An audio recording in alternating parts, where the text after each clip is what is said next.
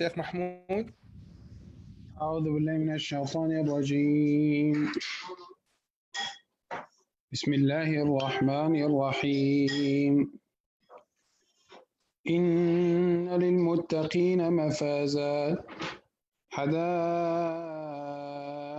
وأعنابا وكواعب أترابا وكأسا دهاقا لا يسمعون فيها لغوا ولا كذابا جزاء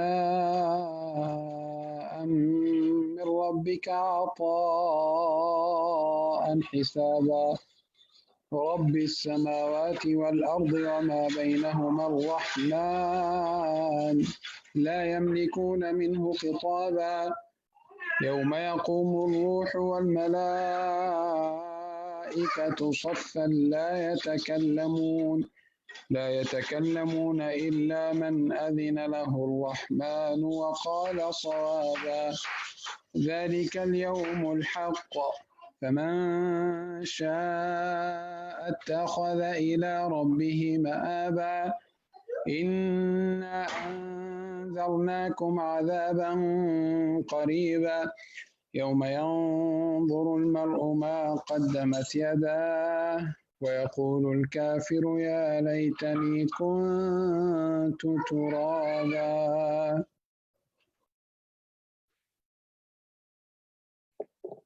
جزاك الله شيخ محمود، الله يجزيك الخير، خلينا إياك يا رب.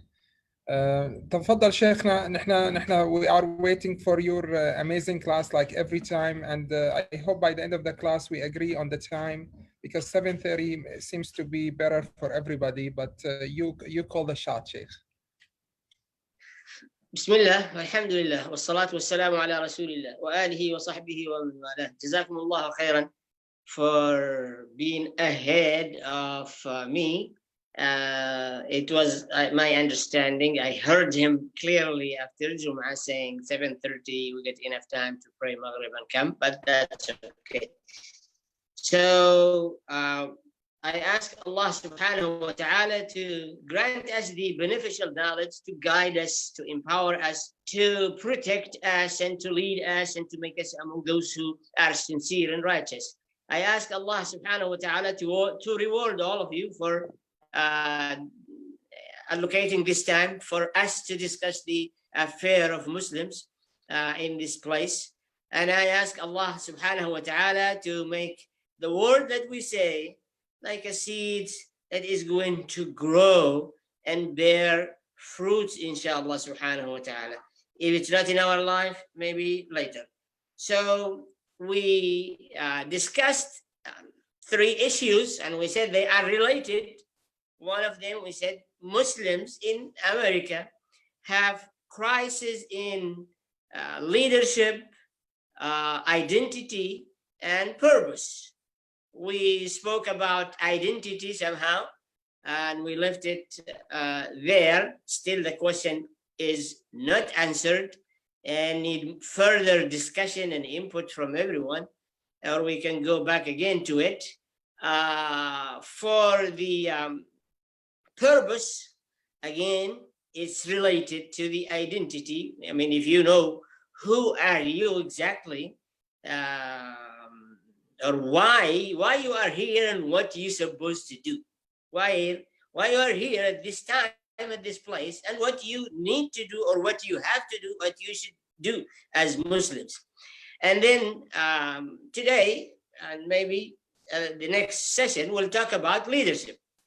And we know leaders are the one who takes people from one stage to other desired and liked stage.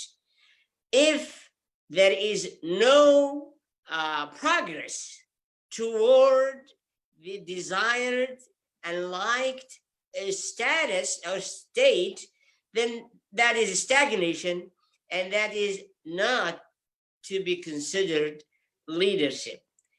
That is one aspect. The other aspect is no one can lead unless they are definitely competent, but also They are well aware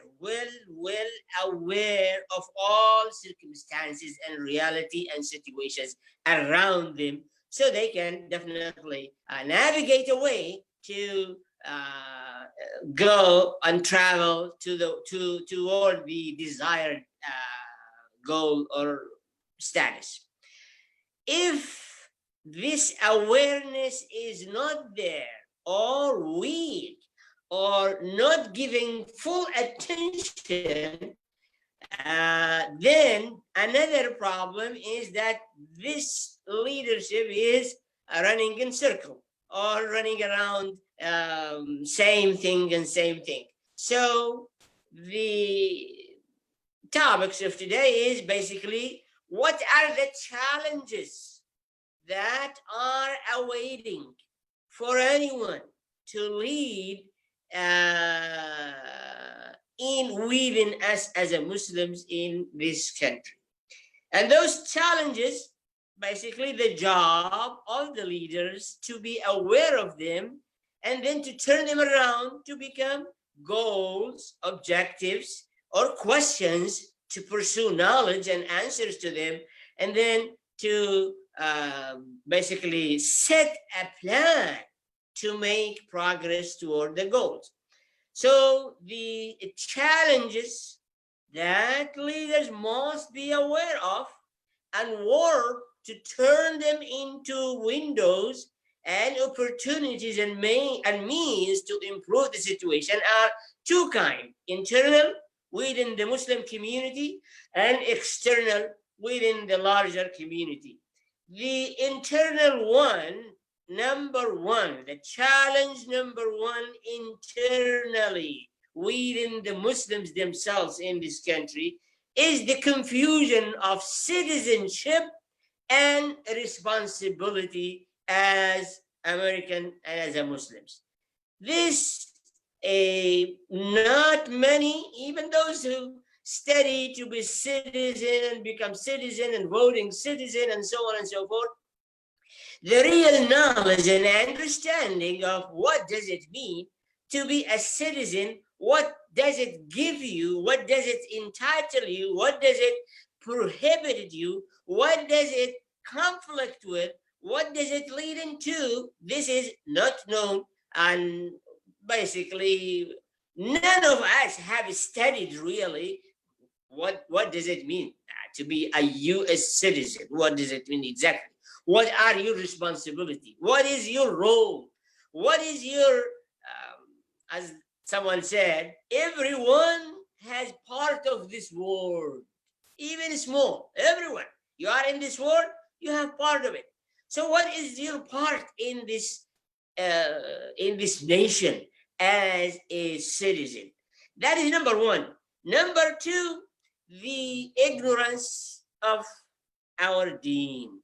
And again, when we say ignorance of our deen, people say, what are you talking about? We know the Quran and Sunnah, and so what else? Okay, so let's realize again what I have said today and Friday.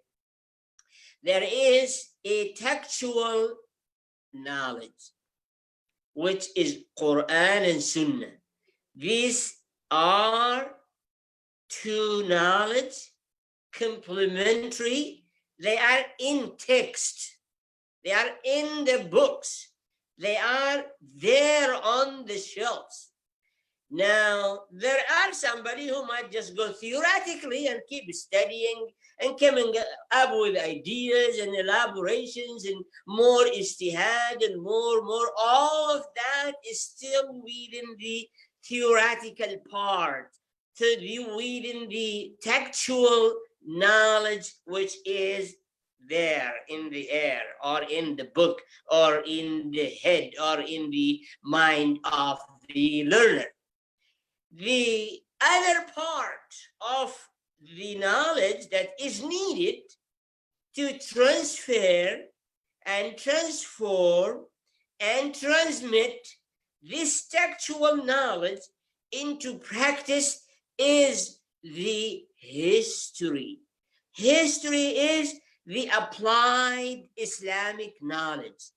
Once Quran and Sunnah by itself is not in the air, it's not in the cloud, it's in real words, space and time.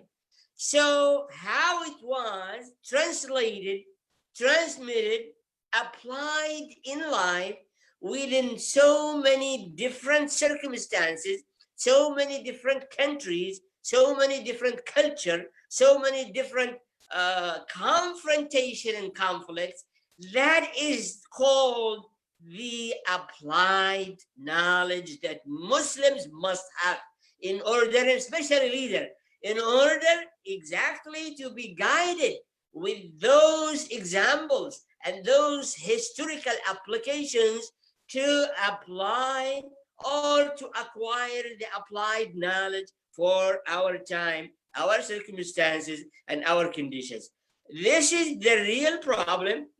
All Muslims, like Islam, read Quran, love the Sunnah, love the Prophet sallallahu alaihi wasallam, read Hadith every Salah, and memorize that, But honestly, majority didn't know how that textual book has become part of moving lives.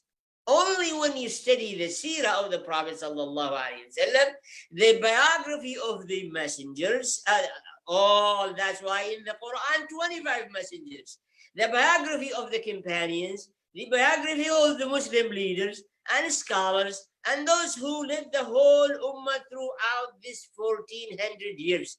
Unless we comprehend that history and understand it very well, still we will be unable to make the leap or the loop or to jump where we can have this theoretical knowledge and textual knowledge in a practical way. We don't know how. They know how, we don't. Yeah, you tell me Umar ibn al-Khattab did that, but in a certain circumstances and conditions and external forces and internal forces and interaction, and also built on something else. Today, how I'm going to do it, I cannot do exactly what he did. It's because all things has been changed. So that is number two, and this is a big problem, that we have either scholars who know theoretically very well and can talk about all matters of Islam and usul al-deen and the science of fiqh and science of hadith, to put it in practice, to put it in context, to put it in real life, no one knows. And that is called applied science. As we know, there is mathematics and there's applied mathematics. There is physics and there's applied physics. There is all this. So this needed, and it is basically ignored. And nobody, I mean, if they read a little bit Sirat al-Khulafa or Sirat, part of the biography of the Prophet ﷺ, not in an intention of really knowing the know-how to translate that text into practice. Number three, lack of understanding the society we live in.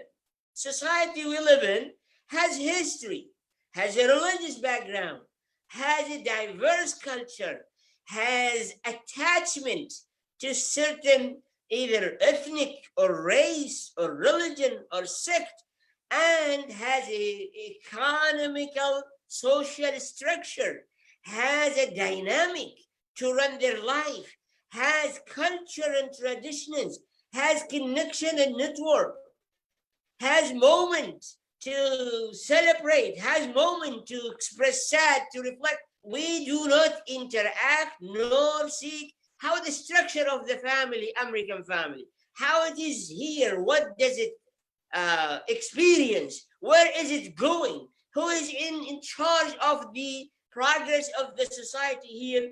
So we call this الجهل بالمجتمع ونظامه.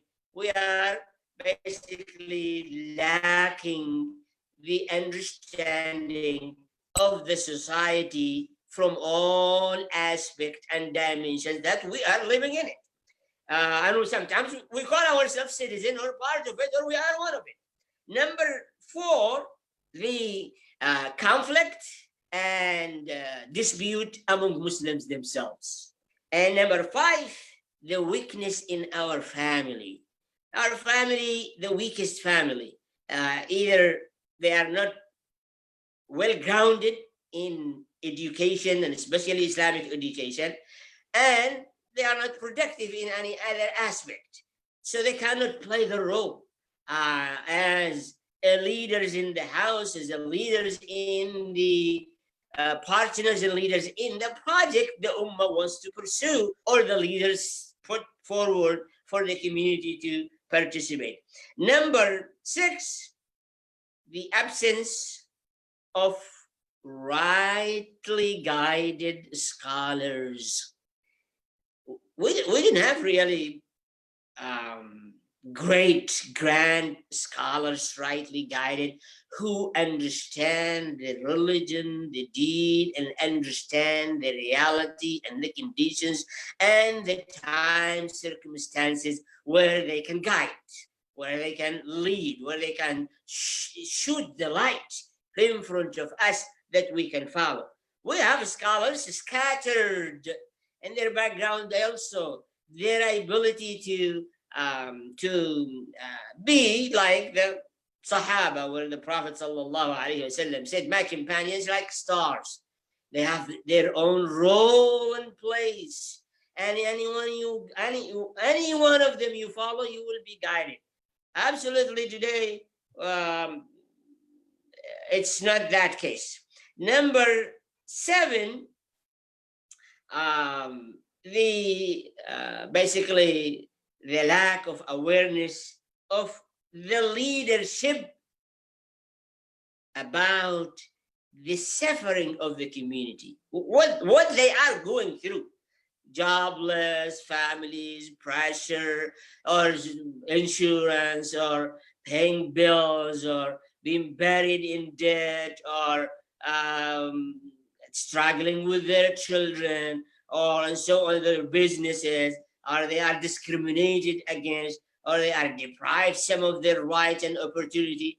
The leaders are not aware of the struggles and the problems facing the Muslims masses in this country, and they are not interested in it. I think that is their personal problem, and leave it to them. Number 8 is the weakness in all Islamic centers, organizations, and institutions.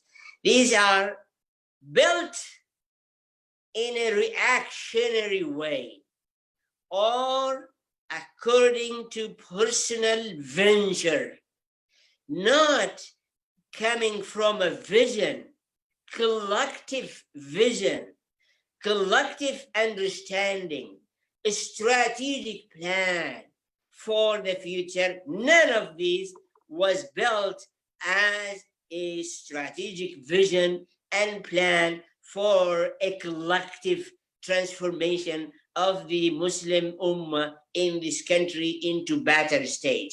They are, as we said, every one of them, institutions, centers, and organizations, reactionary and personal views and personal adventures or group interest. Number 9, feeling of collective responsibility is not there. I'm here and they are there. Here in one city, we have 80 mosques and center and organization. They do not even connect nor communicate or coordinate or enhance and enforce and make common ground among themselves, as if they are totally separate, dependent state and running on their own universe. Number 10, well, the absence of good planning and acceptable level of collaboration. That is the internal within the Muslim community. The external are the following. Number 1, to adopt, to live in this society is very difficult. It's not easy. for all immigrants, not just for Muslims, but Muslims have multiple reasons to have it very difficult. All immigrants, very difficult to adapt to the living of this society. And you see, until now, there are some minorities from there and there, they are still struggling.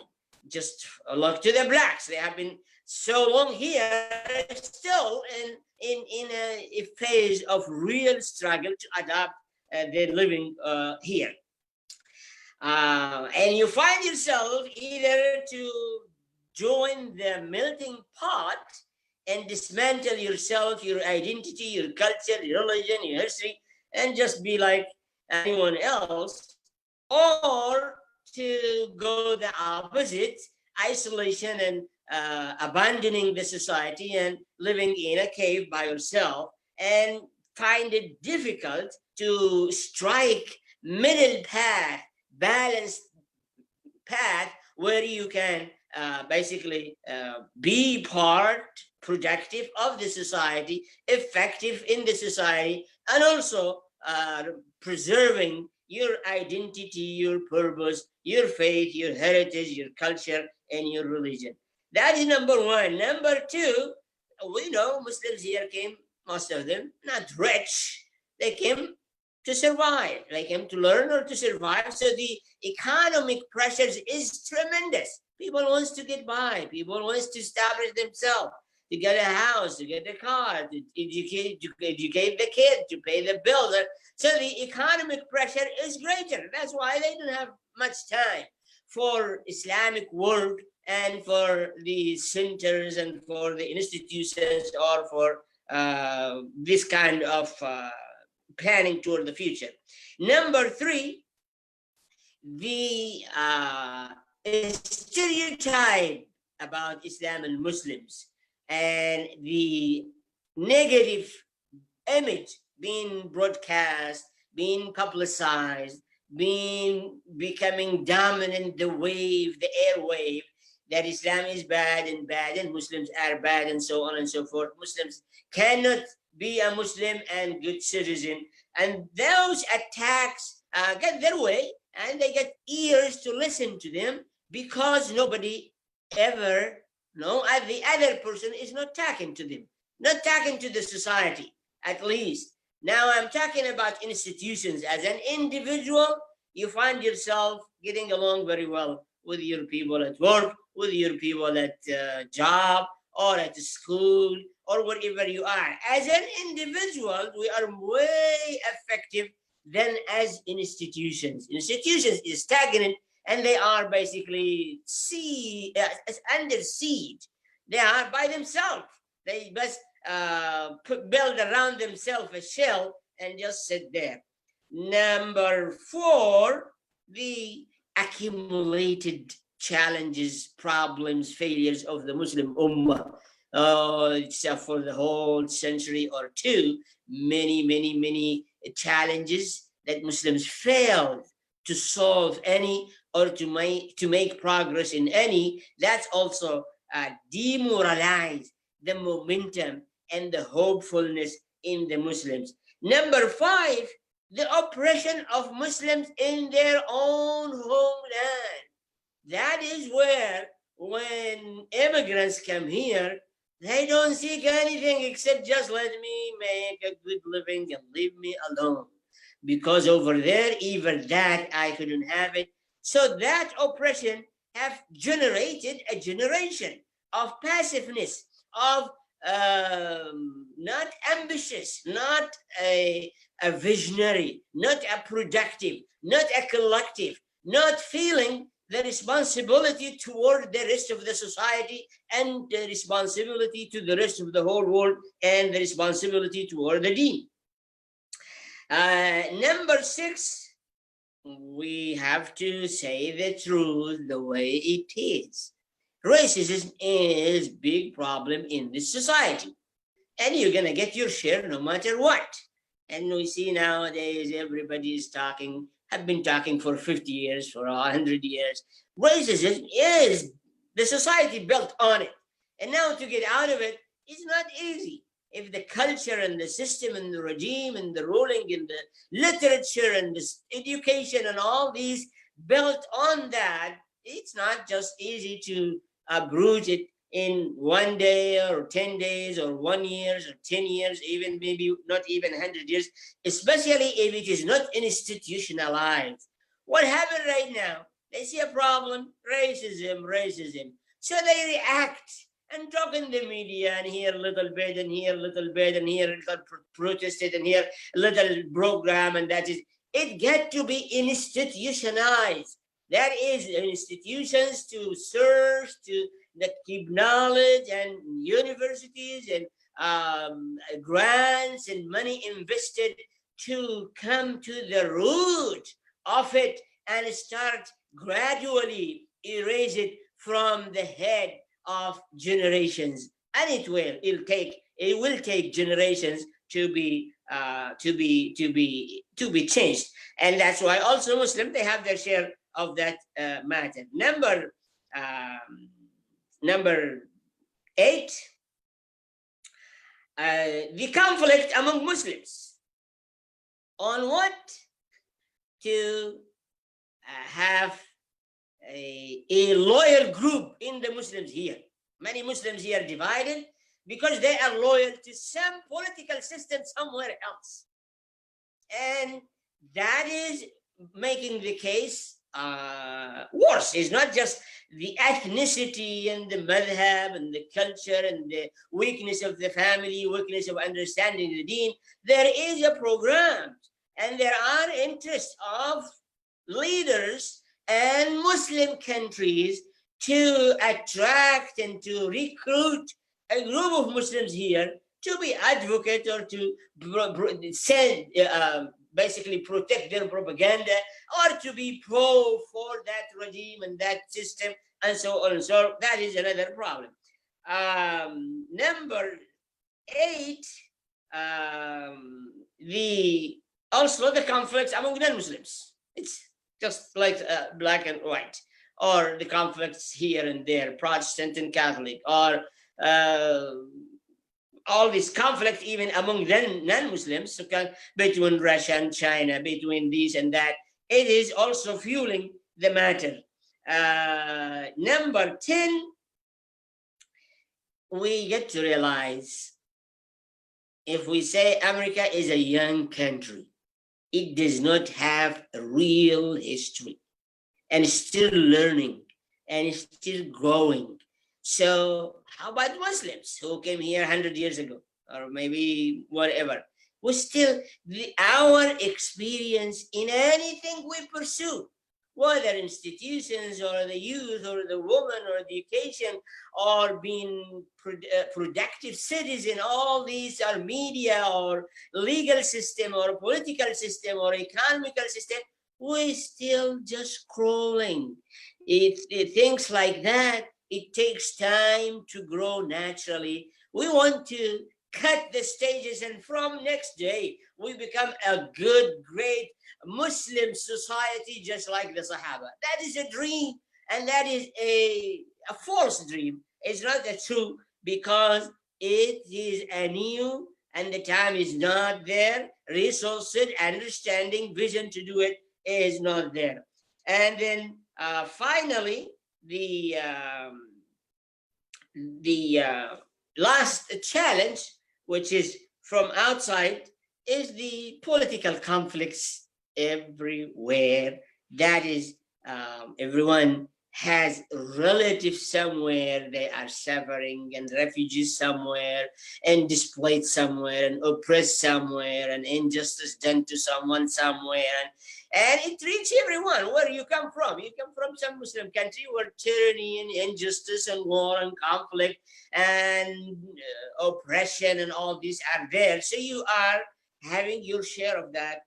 So these are the internal challenges. The external challenges, no leader can lead unless they are well aware of all of this and what they mean to you as a leader at this time, at this condition, and to those people who are living those challenges, crises, and problem. If you do not collect knowledge and information, and it got to be, as I said, applied science, what we need. How, if there is a group that succeeded to adopt in this society, you got to learn it. Or as we said, the history full of experience. That's why the Quran full of stories of the Prophet to tell us really history is the treasure, is the university, is the school where you are going to learn the applied science in practicing whatever you want to practice. Without this, the hope is very little that Muslims can really just overnight, or 10 years or 15 years or 50 years, they become exactly like a Muslim society community in Medina and Mecca and those pioneer of the Muslim Ummah. Jazakumullah khair. Next time, we'll talk what does it take. Those challenges dictate and requires and mandate in any leader certain qualities. That's what we're going to talk about, inshallah, next week. Jazakumullah khair. Assalamu alaikum wa rahmatullahi wa barakatuh. Assalamu alaikum. Okay, so we'll open the session, inshallah, for question and answer and addition and comments, inshallah. So go ahead.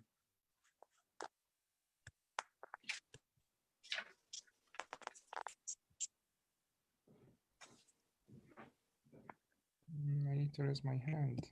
Okay, Sister Maisa, Karam, go ahead. Assalamu alaikum. Assalamu alaikum wa barakatuh. I just wanted to add my own experience about the one of the internal points, the lack of knowledge of the applied history of Islam.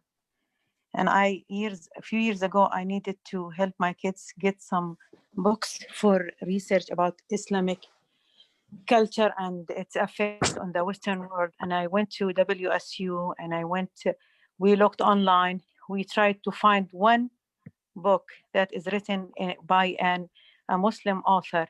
We couldn't. There is most of all the authors who write about the Islamic history in all the eras were either Christian Arabs or Americans. So that I thought that was very sad, and I thought that we should work harder on working in this field. Maybe that would help about, at least for the next generation. Thank you. Jazakallah khair. This is a good point. See, we supposed to bring awareness to the society of the Islamic history and the polity, and the best way is journal, magazines, book written authentically by Muslim scholars to be in every library in this country. So people, when they go to the public library, they have access by chance or by desire or by need or by project they do in the school. So that's where awareness can come true and understanding. No, we absolutely we struggle. They are really struggling. They don't know, or they get only the wrong information, the wrong books written by ill intention, and so on and so forth. That is one of the good point. Jazakallah khair. Jazakallah khair. Ziyad, تفضل. Assalamu alaikum wa rahmatullahi ta'ala wa barakatuh. No. Well, I want to relate to one of the points that you, Sheikh, said about the isolation. Something like it always saddens me, Sheikh. When I was back home, I used to go visit my neighbors despite their religions, Christian or whatnot. Here, Sheikh, we don't have this. We don't have this communication with the Arabs. I mean, mainly the Christian here. We are isolated completely from them, completely. And I do not understand why, Sheikh. I still cannot understand why we are not in contact with the Arab or non-Arab, at least people who used to be neighbors back home. Here, as if they're like further from being even friends. Well, I know, I think just the wrong start, because we just worried about Salah and that's all. So we need a masjid. And I'm worried about my kids. I just need school. I am not a messenger. I am not exactly imitating the quality of the Prophet sallallahu alaihi wasallam. لقد جاءكم رسول من أنفسكم عزيز عليه ما عنتم حريص عليكم بالمؤمنين رؤوف رحيم. Nor, as Allah said, فلعلك باخع نفسك على آثارهم إن لم يؤمنوا بهذا الحديث أسفا. This is the Prophet sallallahu alaihi wasallam, that he has a passion and compassion toward everyone, the believers and the non-believers, and awareness and love to bring them together, or to give them a care or attention or comfort, regardless whether they accept or not. We are absolutely not about, we are selfish. We are extremely selfish. And that is the problem. Jazakallah khair. Okay, I think Karam again. If go ahead, sister. I'm sorry, I think I didn't lower my hand. I'm sorry. Okay. خلاص. Anybody else before we conclude, inshallah? طيب, while you guys thinking, let's discuss the time for next session, inshallah.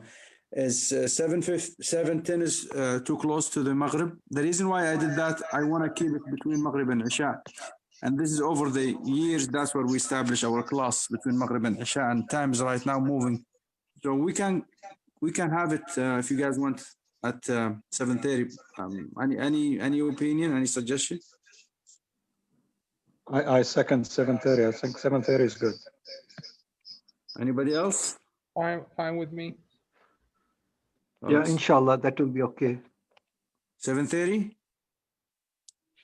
Inshallah. 7:30?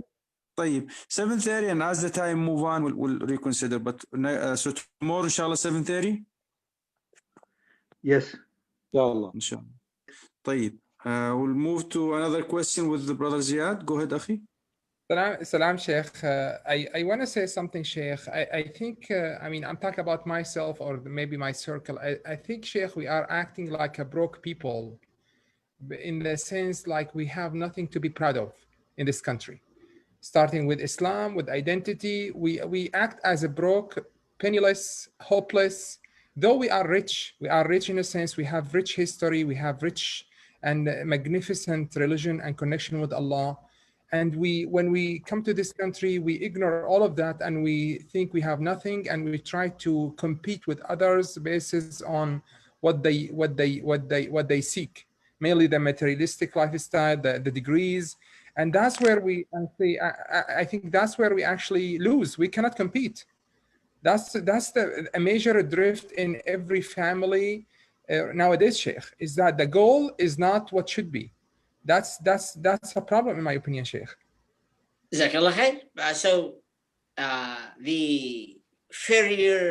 inferiority is dominating our feeling. We feel we are inferior. We are not as good as they. And at the same time, we are not proud of our identity. And that is going back to the identity, which is the only way is going to make us rich. And we are rich. We have the faith and the religion and the history and the experience and all these. We are richer than anyone else in the matter where everybody is really poor. And the third one, we are always defensive. We are always admitting guilt for no guilt doing, because they made us believe that we are collectively responsible and guilty for someone as an individual or group did something wrong. Yet, as we see this matter here in the society, if a black person did something, the whole black community guilty of it. If a white person did something exactly the same, it's that person. Has nothing to do with anyone else nor his religion. So the inferiority feeling, the identity, we are Muslims and rich and we have so many things good to offer the society, and the buying to the argument in the media and all these things that we are collectively guilty of some wrongdoing or some individual and groups. And that is, Jazakallah khair, that needs to be corrected. Allah is khair. Jazakallah. Any more questions, inshallah, before we conclude? Bismillah. طيب, I think everybody's happy with the presentation. Tomorrow 7:30, inshallah.